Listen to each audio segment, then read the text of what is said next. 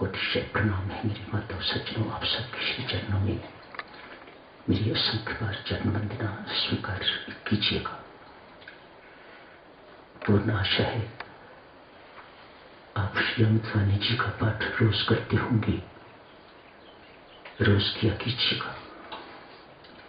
राम राम जपने की प्रेरणा मिलती है, नेक अच्छे बनने की प्रेरणा मिलती है। हर साधक को दिन में एक बार या दो बार श्री अमित वाणी जी का पाठ जरूर करना चाहिए। भौतिक लाभों के साथ साथ अलौकिक लाभ भी अमृतवाणी देती है, विश्वास रखिएगा। ये लाभ कोई कम नहीं। अमृतवाणी के पाठ से और अधिक राम नाम जपने की प्रेरणा मिलती है। ये लाभ कोई छोटा लाभ नहीं है। जरूर करते रखिएगा श्री अमृतवाणी जी का पाठ। रविवार के सत्संगों में चर्चा चल रही है वासना की। पिछले रविवार आप जिसे अर्ज की थी, व्यक्ति कोई ना कोई चाह, कोई ना कोई कामना करता ही रहता है। उसके अंदर कोई ना कोई इच्छा होती ही है। इच्छा करने का अधिकार तो उसे है, लेकिन पूर्ति का अधिकार उसे नहीं है। वह केवल परमात्मा के पास है। आपकी प्रत्येक इच्छा की पूर्ति परमात्मा के अधीन। यदि आपकी इच्छा स्वयं करने से कभी पूरी हो जाए, बुद्धिमान बनो, यही विश्वास करो जो मेरी इच्छा है वही राम जी की इच्छा हो गई तो उन्होंने पूरी कर दी। सत्य भी बेटा यही है। कभी किसी व्यक्ति की इच्छा अपनी इच्छा से पूरी नहीं होती। यदि वह इच्छा परमात्मा की इच्छा बन जाती है तो पूरी हो जाएगी। यदि परमात्मा की इच्छा नहीं है तो आपकी कोई भी इच्छा पूरी नहीं होगी। जो इच्छा आपके अंदर प्रकट हुई उसने कोई संस्कार भीतर, इंप्रेशन को भीतर छोड़ दिया। अनफुलफिल्ड डिजायर, अभी पूर्ति नहीं हुई, उसकी भीतर प्रतीक्षा है कब वह इच्छा की पूर्ति होगी। वह वासना के रूप में जमा रहती है। जब तक ये वासना बेटा लेश मात्र भी है, कई प्रकार की वासना है। काम वासना है, धन की वासना है, सत्ता की वासना है, पद प्रतिष्ठा की वासना है, प्रशंसा सुनने की वासना है, दूसरों को दुख देने की वासना है, इत्यादि इत्यादि अनेक प्रकार की वासना है। ये किसी न किसी प्रकार की वासना लेश मात्र भी यदि भीतर रहती है तो वह आपकी आध्यात्मिक उन्नति में बहुत बड़ी अवरोधक। आपको भौतिक लाभ तो होते रहेंगे प्रारब्ध के अनुसार, लेकिन ये ऐसी नामारूप चीज अंदर बैठी हुई है। पिछली बार आपने देखा था बिल्कुल ऐसी जैसे जो नौका खूंटी से बांधी हुई होती है, सारी रात उसे चलाते रहिएगा आप।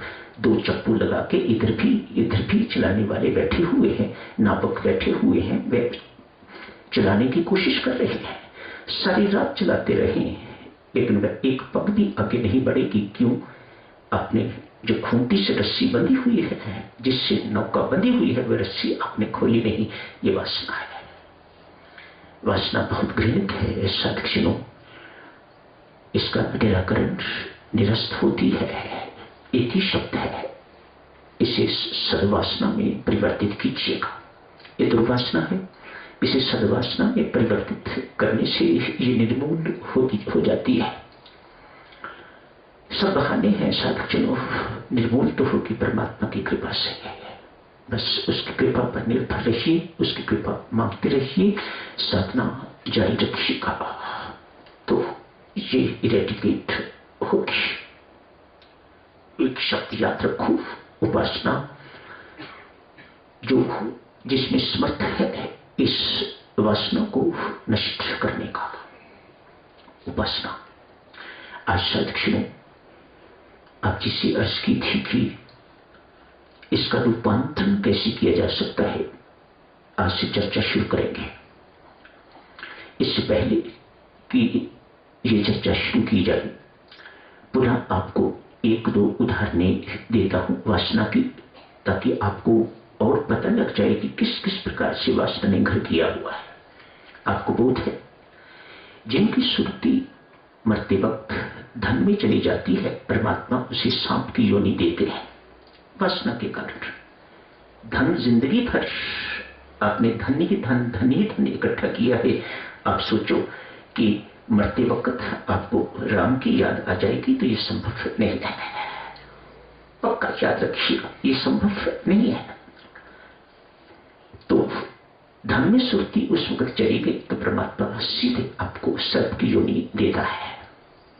यदि आपकी वासना संपत्ति पर टिक गई, अपने घर पर, अपने बगीचे पर, अपनी कोठी पर कौन देखभाल करेगा, इत्यादि इत्यादि, तो आपको भूत प्रेत की योनि परमात्मा देता है। कुछ एक दृष्टांतों के माध्यम से आपने पिछले एक दो रविवार से देखा कि ऐसा होता हुआ। एक उदाहरण और दी थी आपको, आज पुनः उस उदाहरण को रिपीट करता।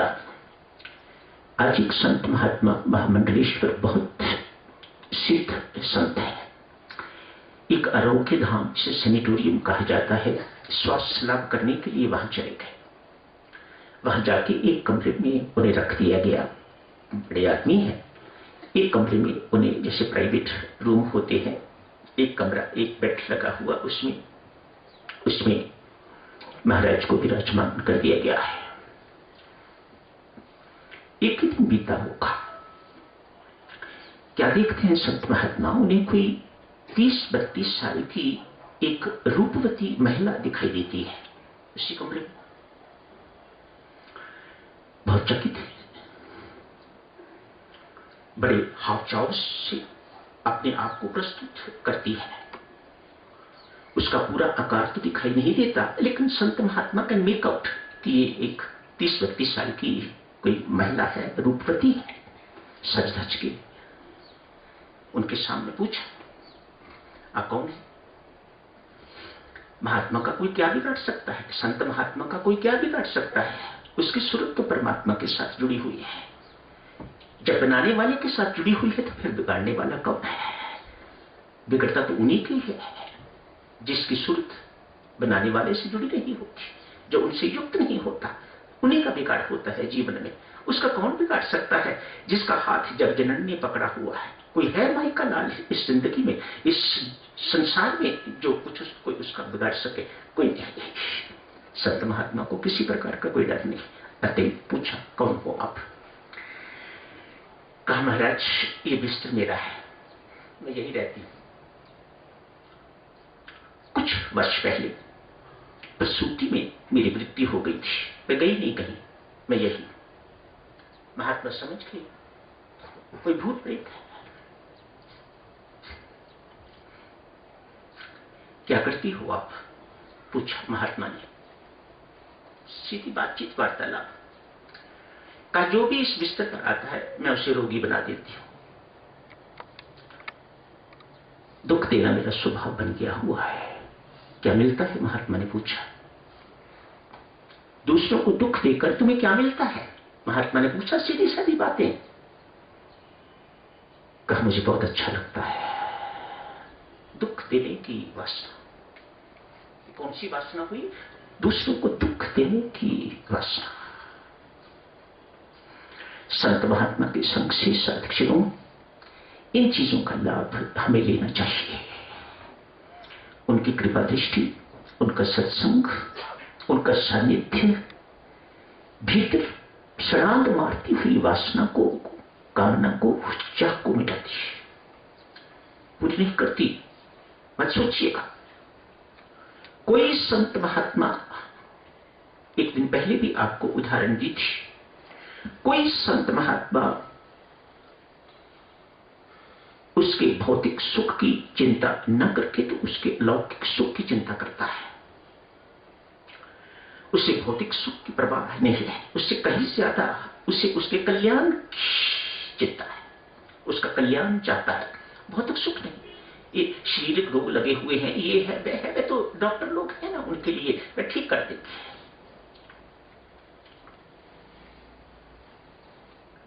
उड़िया बाबा से किसी ने पूछा, महाराज ये नेता जो आज हारा है आपके पास नॉमिनेशन से पहले भी आया था, आशीर्वाद लिए थे,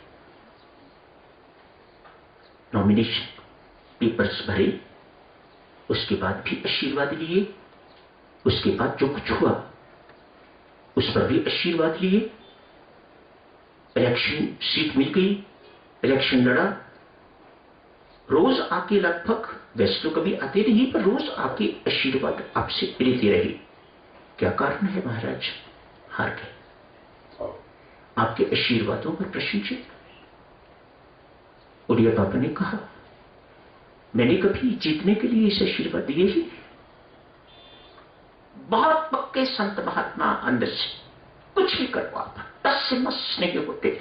मुझे इसका कल्याण देखना है, ना कि इसे भौतिक सुख प्रदान करना है। भौतिक सुख सुख थोड़ी है, भौतिक सुख तो दुख युक्त सुख है, दुख देने वाला सुख है। और कौन महात्मा है, कौन माई बाप है जो इस प्रकार का सुख अपने बच्चे के लिए मांगेगा? मैंने कभी इसके लिए जीत के लिए प्रार्थना की ही नहीं, आशीर्वाद दिया ही नहीं। मैं तो यही परमात्मा से कहता था, परमात्मा जिसमें इसका कल्याण है वह, जिसमें इसका हित है वह, इसका हित हारने में होगा। परमात्मा ने इसको हार दी थी। परमात्मा सदजनों ऐसी मां है, व्यापारी नहीं। मां व्यापारी नहीं होती, मां बच्चे का भला चाहती है। बच्चा छुरी मांगता है, मां कभी नहीं देती। कोई खिलौना दे देती लेकिन छुरी नहीं देती। मां जानती है इस छुरी से उसका हाथ कटेगा। रामकृष्ण परमहंस किसी सेवक के साथ किसी के घर गए। ये संत महात्माओं के साथ भी ये सब कुछ होता रहता है। संभवतः होशियारपुर की बात है। स्वामी जी महाराज को राय बहादुर जोधामल लेके गए। कहा, महाराज इस कोठी में कोई नहीं बसना चाहता, कोई रहना नहीं चाहता। जब से बनी हुई है तरह तरह की यहां से आवाजें आती हैं। हर किसी को भय लगता है इसके अंदर जाते। रहना किसने, खाली पड़े हुए हैं। चलो राव बहादुर देखते हैं। स्वामी जी महाराज ने उस वक्त अब स्टिक पकड़नी शुरू कर दी हुई थी। स्टिक घुमाते घुमाते चले गए वहां पर। इतना ही कहा, मैं अब यहां से हो चला हूं, जो भी कोई आप हो यहां से आज के बाद फिर कभी नहीं आना यहां पर। बस कोठी बस योग हो गई। इस उम्र संत ही कर सकते हैं। उनके सानिध्य से, उनके आशीर्वाद से ये बातें जो है वह करवाने योग्य है। उनसे ये करवाइएगा, ये लाभ लीजिएगा जिसमें आपका हित है, जिसमें आपका कल्याण है। रामकृष्ण परमहंस किसके घर गए हुए? सेवक के साथ। सेवक बाहर, भीतर नहीं जाते, बाहर खड़े होते हैं। महात्मा अंदर होते हैं। सेवक को लगा ठाकुर किससे बातचीत कर रहे हैं, अंदर तो कोई है नहीं। सेवक ने ऐसे करके देख भी लिया, कोई अंदर तो है नहीं, किससे बातचीत कर रहे हैं। थोड़ी देर के बाद, मूलचंद जी देखो क्या क्या होता है। थोड़ी देर के बाद ठाकुर अपना बोरी बिस्तर वहां से उठा के तो बाहर निकल रहे। सेवक ने पूछा, गेट पर खड़ा था, ठाकुर क्या बात है? Are you not comfortable? क्या बात है यहां पर, क्यों बाहर निकल रहे हो? ठाकुर ने कहा, मेरे अतिरिक्त वहां और भी कोई रहते हैं। वे कौन है?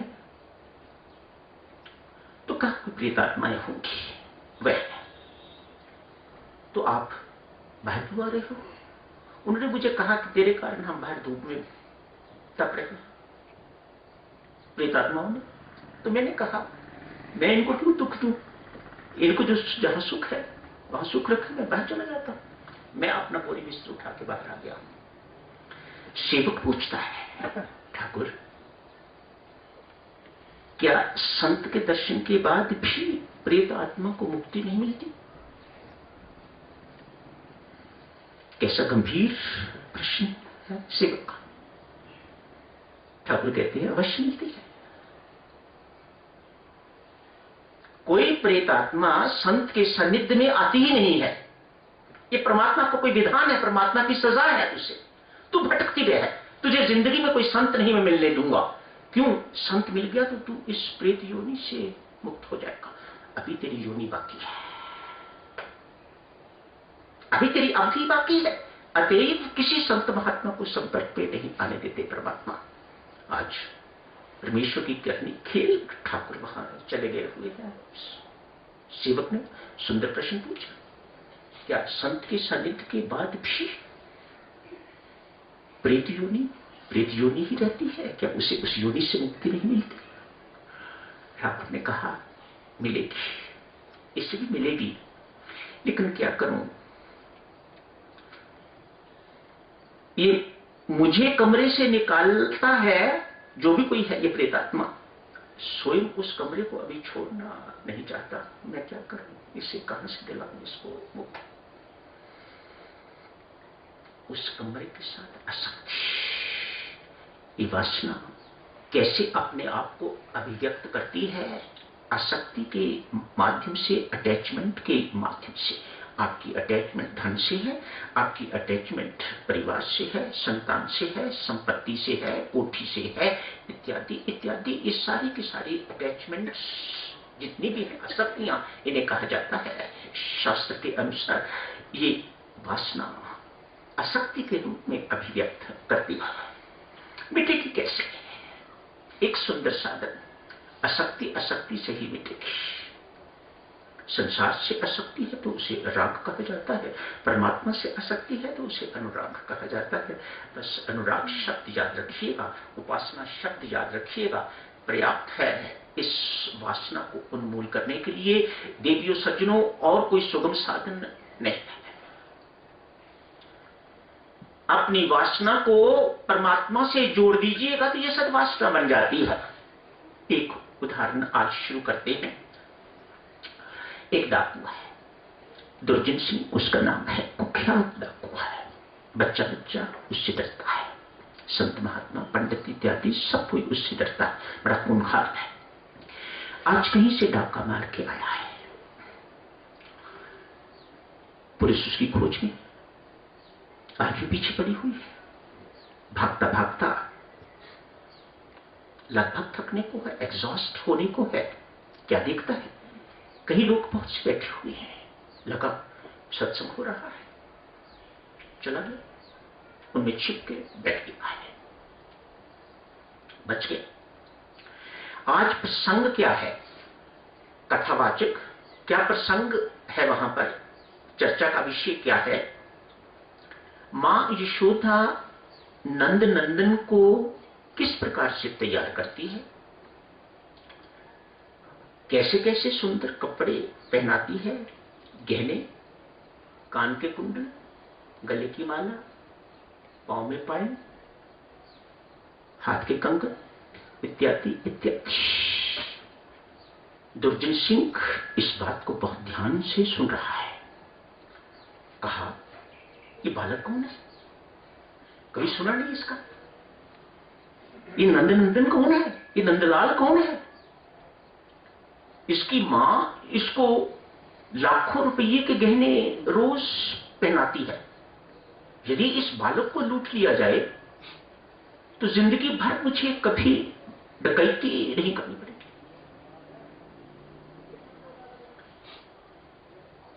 वासना बदलने जा रही है बेटा, पैसे की वासना, धन की वासना, चोरी के माध्यम से।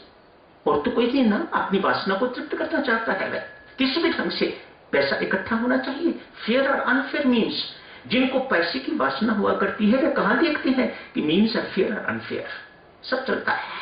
झूठ भी चलता है, रिश्वत देली लेली सब चलता है, इनकम टैक्स की चोरी इत्यादि सब चलता है। फेयर और अनफेयर मीन्स सब चलते हैं। क्यों? इससे उनकी धन की वासना तृप्त हो रही है, वासना तृप्त हो रही है, कभी होती है? मैं ही प्रश्न पूछता हूं आपसे, कभी किसी की वासना तृप्त होती है? नहीं ना प्रभु, आप सिर मार रहे हो कि नहीं होती। नहीं होती, ये सत्य है। आप इस सत्य को जानते हो, हर कोई इस सत्य को जानता है। दुर्जन सिंह के दिन बदलने वाले हैं, उसकी प्रारब्ध बदलने वाली है, उस पर परमात्मा की कृपा का शुभारंभ हो गया है। आज सत्संग में बैठने को मिला।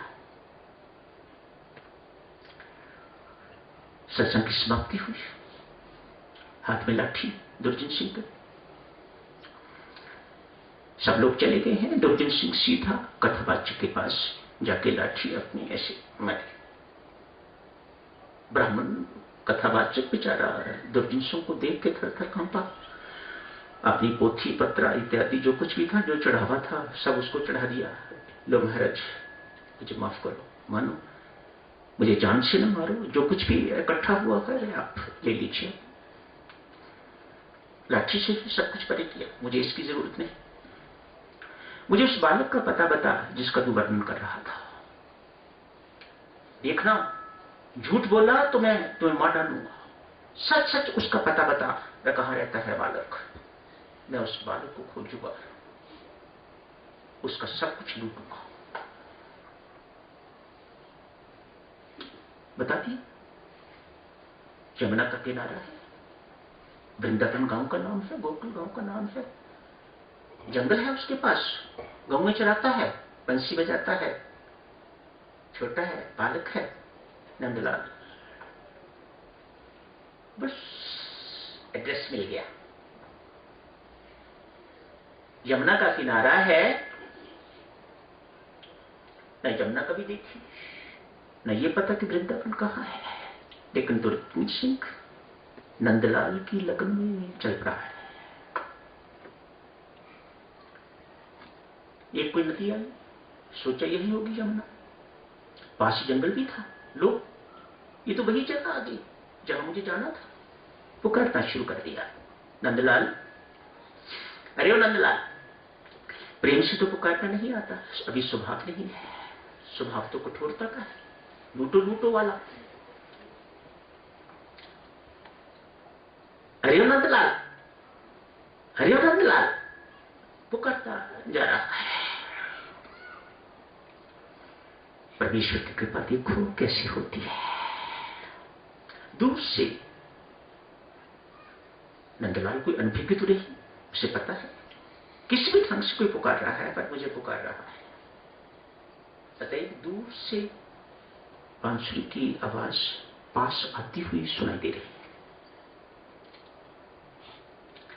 बांसुरी की आवाज सुन के दुर्जन सिंह मुक्त ब्रह्मस्थ, आंखें बंद हो गई। इतनी मीठी थी बांसुरी की आवाज, मुरली की आवाज इतनी मीठी थी, मुक्त हो गया। दुर्जन सिंह की आंखें बंद हो गई, मस्ती आ गई। डाकू हाथ में लाठी, अभी छोड़ी नहीं, पकड़ी हुई है लाठी, लेकिन मस्ती आ गई। आनंद विभोर दुर्जन सिंह ऊषाई, अरे ये क्या हो गया मुझे? बड़ी अनहोनी सी घटना मेरे साथ, मुझे और मस्ती और आनंद इस प्रकार का। अपनी लाठी से अपने आप को हिलाया, झुंझलाया, देखा प्रकाश प्रकाश है सामने। एक नन्हा सा बालक हाथ में बांसुरी है, खड़ा है। उसी प्रकाश में उसने गौ में भी देखी, ग्वाले भी देखे, उनके मित्र इत्यादि भी देखे। पक्का हो गया, ये वही है, ये वही नंदलाल है, जैसा कथावाचक ने बताया था, ये वही है। अतएव उससे कहा, अपने गहने सारे उतार के मुझे दे दो। क्यों? भगवान ने पूछा। नंदलाल ने पूछा, क्यों?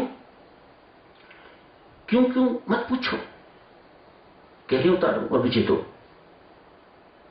नहीं दूं तो ये लाठी देखते हो, इसे सिर्फ फोड़ दूंगा। यदि तब भी नहीं मानोगे तो पास ही नदी है, उठा के उसमें फेंक दूंगा, गहने उतार लूंगा, फेंक दूंगा। बाबा हो बाबा,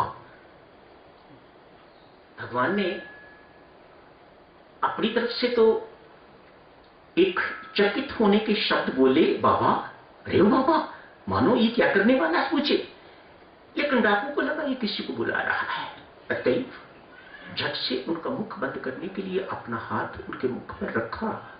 बस फिर क्या था, चुंबक के साथ लोहा लग गया, अचेत गिर गया। एक बिजली सी अंदर कौंध खींच, दुर्जन सिंह गिर गया।